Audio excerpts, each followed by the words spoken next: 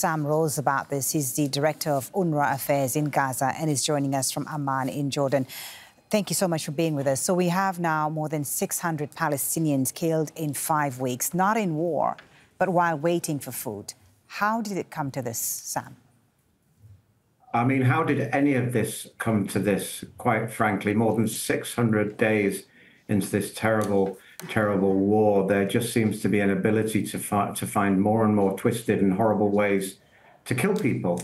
And this is absolutely horrific. Both what's happening on a daily basis. And it will continue because people are so desperate to get the food that, as your correspondent said, they're making those impossible choices and taking those impossible risks. And it just gets worse because we had a population that was on the verge of starvation 3 months ago. Those conditions are getting immeasurably worse, and this needs to come to an end. It's unconscionable what is continuing to happen in these sites. Looking at GHF specifically, Sam, you've worked in the humanitarian field for many years now.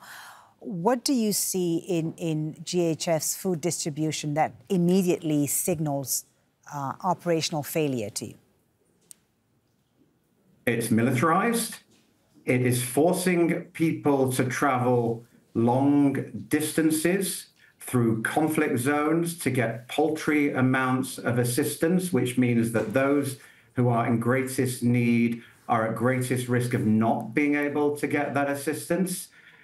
It is treating people in an incredibly undignified way. They're forced to travel through cattle pens, essentially, to grab paltry amounts of assistance. These aid sites, they're open on some days for fewer than 7 minutes. This is all, people receive messages over Facebook to tell them that the sites are opening, and then a few minutes later, they close. So there is no meaningful distribution system, no way of ensuring that those people who need the aid are the ones who are getting the aid. It's a murderous free-for-all. You say it's militarized, Sam. Do you think that GHF understands or simply ignores the critical importance of neutral and safe aid delivery?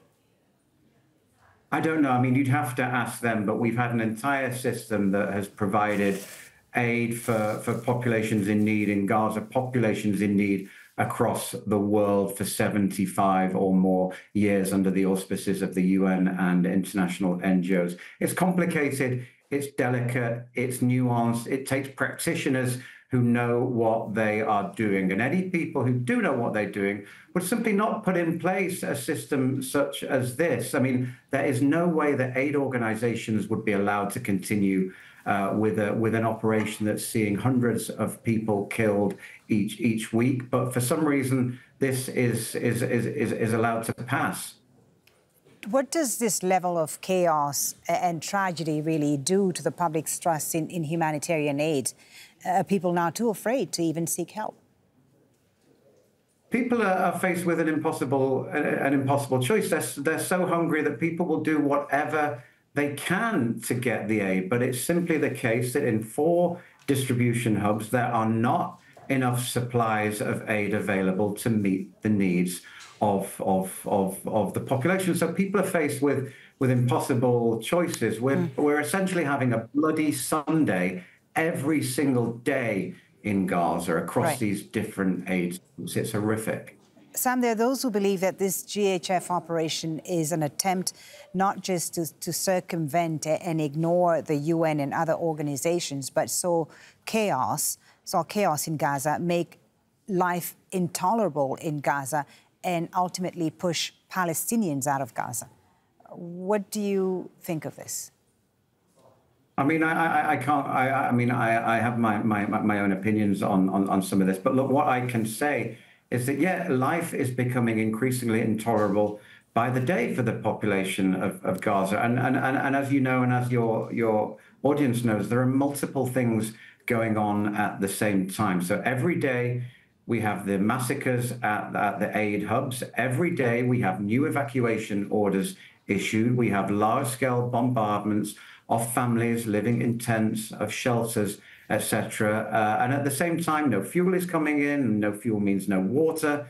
Very few medicines are coming in, which means that the people who are inevitably getting sick cannot be treated. And the means to have a life and have an existence in Gaza are diminishing with every passing day. That is the undeniable reality right now. What the longer-term objectives of any of this are, I don't know. OK, let me ask you now, because you're with UNRWA, obviously, and we have over 138 organizations now demanding the immediate closure of GHF.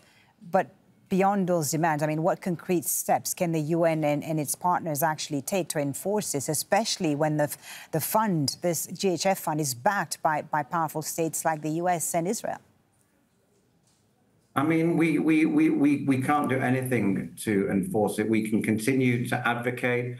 We can continue to appeal for other mechanisms of aid distribution to be allowed to take place inside of Gaza. And we continue to advocate, as we always have done, that there is no military solution to this. The ceasefire that is being talked about, the dignified release of hostages that is now back on the table, that is what needs to happen, because if not, we will just slide back into this. And the consequences, the reckoning of all of this, we'll be dealing with for generations. Thank you so much for speaking to us. Sam Rose, Director of UNRWA Affairs in Gaza, joining us there from Jordan. Thank you, Sam, for your time. Thank you.